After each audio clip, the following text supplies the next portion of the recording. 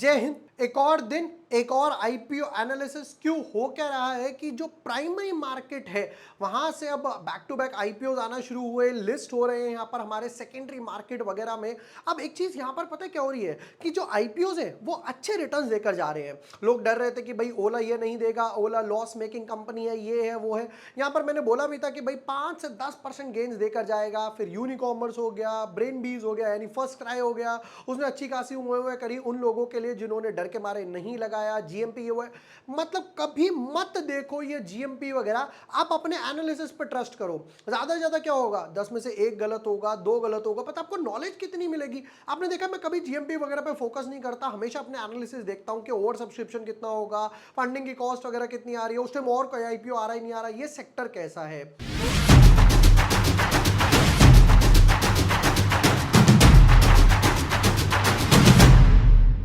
अब इस बीच में एक और आईपीओ आया है इंटर आर्क बिल्डिंग करके। अब देखते हैं कि भाई कितना बड़ा आईपीओ है, उस ब्रैकेट में और कोई आईपीओ आ रहा है या नहीं आ रहा, प्राइस बैंड क्या है, वैल्यूएशंस क्या है, फाइनेंशियल्स क्या है, बिजनेस मॉडल क्या है, और मोस्ट इंपॉर्टेंट इनके कस्टमर्स वगैरह क्या है, बिल्डिंग मटेरियल्स वगैरह में काम कर रहे हैं तो डेफिनेटली मार्जिन का थोड़ा सा इशू आने वाला है, ओवर सब्सक्रिप्शन कितना होगा, और उससे भी most important listing gain apply करना है या फिर नहीं करना है। Without wasting time deep dive करते हैं अपने एनालिसिस में। But yes, before moving ahead, अगर अभी तक आपने चैनल सब्सक्राइब नहीं किया है या न्यू यूजर हो, जैसे कि अनलॉकिंग द बेस्ट, ये 5 बेस्ट स्टॉक्स डाले हैं अगस्त के लिए, ये वीडियो जरूर देख लेना। सरस्वती सारी जब ये ओपन भी नहीं हुआ था तब भी देखो मैंने यहां पर वीडियो में बोला था कि ये 100 टाइम्स ओवर सब्सक्राइब होगा ही होगा, और यहां पे कितना ओवर सब्सक्राइब हुआ, हैव अ लुक, 107 टाइम्स। पहले ये सारी कैलकुलेशन कर दी तो आज सारी यही कैलकुलेशन करके बताने वाला हूं इंटर आर्क वाले में क्या होगा।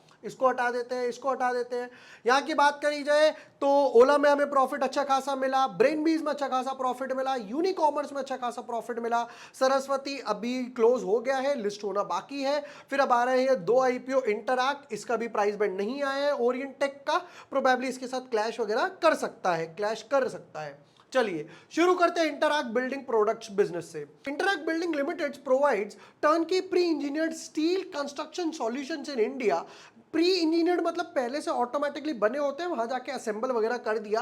The company offers integrated facilities for design, engineering, manufacturing, on site project management for the installation and erection of the pre engineered steel buildings, जिसको बोलते हैं ये लोग PEB. The company had the second highest installed capacity of 1,40,000 metric tons per year, second highest है इस segment में। In the financial year it also held a stake of 6.1 in the operating income in the this one, यानी कि pre engineered steel buildings, जहां जहां पे ये आएगा पीईबी, ये याद रखना। पहले से जो बिल्डिंग्स वगैरह बनी होती हैं, ढांचे वगैरह बनाए होते हैं, मेजॉरिटी जाते हैं उसको असेंबल वगैरह कर देते हैं तो टाइम वगैरह बच जाता है, ठीक है। फिर उसके बाद नीचे आते हैं नेक्स्ट वाली बात पर, जो मैं कैटेगरीज की बात कर रहा था। इनके कस्टमर्स कौन कौन है, ग्रासिम इंडस्ट्रीज लिस्टेड है, बर्जर पेंट्स लिस्टेड है, blue star, climate tech, Timken, एडवर्ब, फिर मतलब सारे मेजर नाम इनके सामने यहां पर आ रहे हैं, ठीक है। The company has 4 manufacturing units which are out 2 out of in Tamil Nadu, 1 in Pantnagar यानी उत्तराखंड, और दूसरा भी उत्तराखंड, तो 2 तमिलनाडु में, 2 उत्तराखंड में हो गए।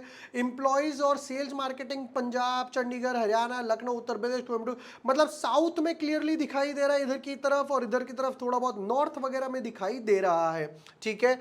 अब अभी तक की बात करी जाए तो देखो अभी तो as of now business model बिल्कुल ठीक लग रहा है, क्योंकि जैसे जैसे कंस्ट्रक्शन वगैरह बढ़ रही है तो इन चीजों की डिमांड बढ़ रही है कि भैया जल्दी से लेकर आओ, टाइम मत लगाओ और उसको असेंबल करके बना दो, ठीक है।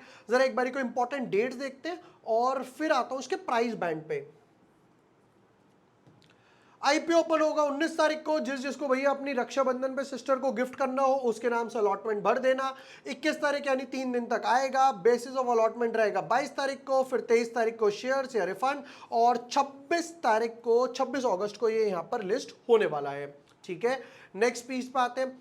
फेस वैल्यू यहां पर हो गई 10 रुपए, 850 से 900 का शेयर है, हमें अप्लाई करना है 900 पर। मैनुअली भरना चाहो तो 900 भरो, वरना वहां पे एक ऑप्शन होगा कट ऑफ प्राइस, उस पर टिक कर दो। अब पहली एक चीज, कुछ इंपॉर्टेंट पॉइंट्स बता देता हूं कि किस किस चीज पर आपकी एप्लीकेशन रिजेक्ट हो सकती है। नंबर 1, आपने आईपीओ अप्लाई करा, मैंडेट अप्रूव नहीं करा, भूल गए, पहली गलती। दूसरी चीज, आपके मल्टीपल डीमैट अकाउंट्स है, कि एक जीरोधा में, एक एंजल में, शेर खान में, इसमें उसमें आपने सबसे आईपीओ भर दिया, बट ये रजिस्ट्रार रिजेक्ट कर सकता है। एक पैन कार्ड पे एक ही एप्लीकेशन मानी जाएगी। तीसरा, मान लेते हैं कि आपने किसी अपने अकाउंट से अप्लाई करा बट नेट बैंकिंग किसी और के अकाउंट से कर दी, या फिर फॉर एग्जांपल आपने यूपीआई किसी और के अकाउंट से कर दिया, रिजेक्ट हो सकता है। और लास्ट, आपने प्राइस बैंड मैन्युअली भर दिया 850, 860, 870, 890, आपने भर दिया 899 इस तरीके से। ये प्राइस भरना है, ये प्राइस नहीं भरना है, 899 ये सब हमें नहीं करना है। इन चीजों का ख्याल रख लेना। नेक्स्ट, 16 शेयर्स का एक लॉट है। अब देखो, अब आते हैं मोस्ट इंपॉर्टेंट पे, हर बार की तरह। कंपनी कहती है कि मुझे भैया 600 करोड़ रुपए दे दो, 600 करोड़ रुपए चाहिए, बट जिसमें से सिर्फ 200 करोड़ ही यानी 33% जो है वो पैसा जाएगा कंपनी के पास, और बाकी जो पैसा है 66% वो बहती गंगा में हाथ जो धो रहे हैं बुल मार्केट में, यानी कि OFS, प्रमोटर ग्रुप हो सकता है, कोई सेलिंग शेयर होल्डर हो सकता है, DII हो सकता है, कैपिटल वेंचरलिस्ट हो सकता है, कोई भी हो सकता है, उसके पास ये पैसा जाने वाला है। नेक्स्ट पार्ट पर आते हैं। एम्प्लॉय कोटा भी रखा है, एम्प्लॉय डिस्काउंट भी है 85। फिर उसके बाद QIB को कह रहे हैं कि भैया आपको मैक्सिमम 50% मिलेगा, रिटेल वालों को 35 और HNI को 15%। बट एक एक लॉट का रेट क्या है वो तो बताइए जरा हमें। रिटेल वालों को बोल रहे हैं आपको मिलेगा एक लॉट 14,400 के आसपास, और अगर आपकी एप्लीकेशन 2 लाख से नीचे है तो आप यहाँ पे 13 लॉट्स फिल कर सकते हो, और 2 लाख से ऊपर जाती है तो ऑटोमेटिकली वो HNI कैटेगरी में फिल करने वाले हैं। ठीक है, नेक्स्ट पार्ट पर आते हैं। प्रमोटर के पास अभी 87% है, तो एज ऑफ नाउ देखो सेबी का रूल ये कहता है कि एक कंपनी में एक प्रमोटर मैक्सिमम 75% होल्ड कर सकते हैं। तो आगे जाकर भी अगर ये 87 के बाद मान लो 77 रह जाती है, 76 रह जाती है, तो भी प्रमोटर को या तो राइट इशू के थ्रू या FPO के थ्रू या डायरेक्ट सेलिंग के थ्रू अपना स्टेक रिड्यूस करके 75 पे लाना ही पड़ेगा। नेक्स्ट और लास्ट, फाइनेंशियल्स, और फिर देखेंगे पैसा किस लिए उठा रहे हो, वो तो इंपॉर्टेंट है, जो कि सिर्फ 33% है। एसेट्स 540 करोड़ के एसेट्स थे, एक अच्छा खासा जंप आया 130 करोड़ का, 675 ऑलमोस्ट 80 करोड़ के आसपास जंप आया, और ये होगा 750 करोड़। 2 साल में एसेट्स में तो जंप है। रेवेन्यू 840 करोड़ था, 1100 करोड़ हो गया और 1300 करोड़ हो गया, तो रेवेन्यू में भी दिखाई दे रहा है 500 करोड़ के आसपास जंप है। प्रॉफिट 17 करोड़, यानी कि सिर्फ 2% प्रॉफिट मार्जिन पे काम कर रहे थे, और जबकि ये 2022 की बात है और आपकी कंपनी 1980 के बनी हुई, 1980 के बाद भी सिर्फ 2%, और हो सकता है इससे पहले तो लॉस में भी गए हो। फिर वापस से ये मार्जिन बढ़ के हो गए कुछ 7% के आसपास, 81 करोड़ का प्रॉफिट हो गया, और अभी हो गए ये कुछ 6% के आसपास। तो ठीक है, 2 से एटलीस्ट 6 पर तो आए, और हो सकता है 6 से धीरे धीरे 8-10 पर भी जाए। बोरिंग्स 3 करोड़, ये क्या हुआ 3.6 बेबी हो सकता है ये टर्म वगैरह लोन उठाया हो 8 करोड़ के आसपास, और वो इमीडिएटली 1 साल के हिसाब से उठाया और उसको पे ऑफ कर दिया।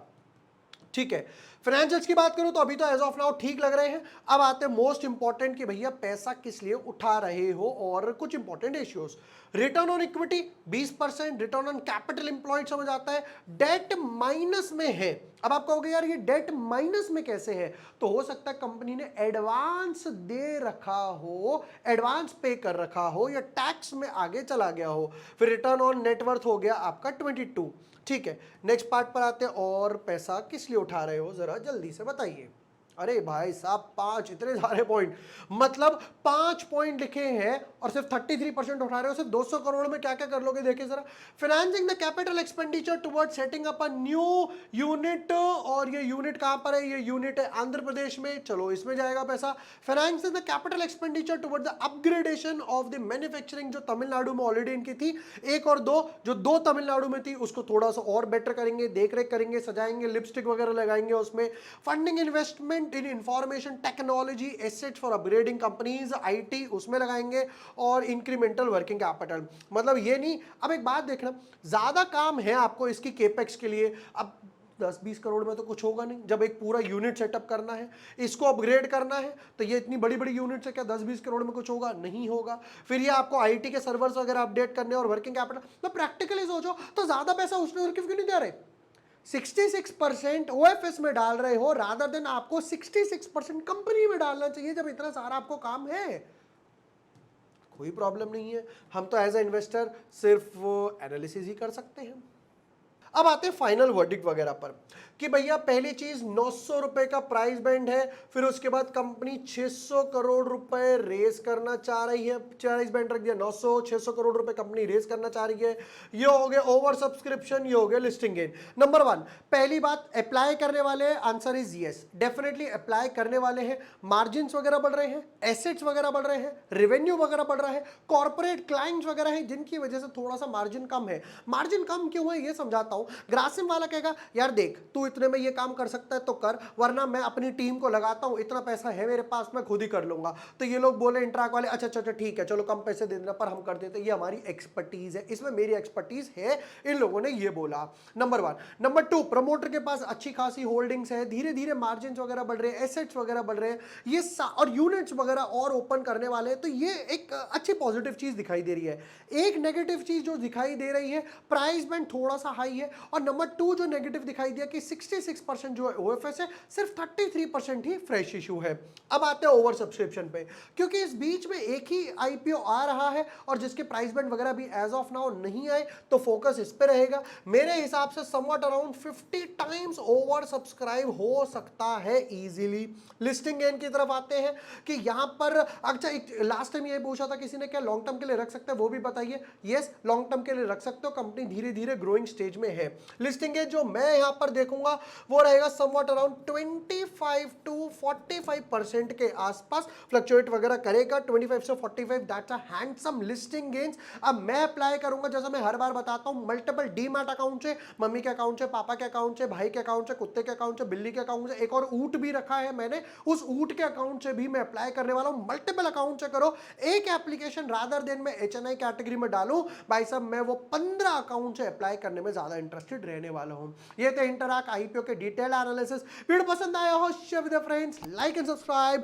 Thank you for watching the video, lots of love.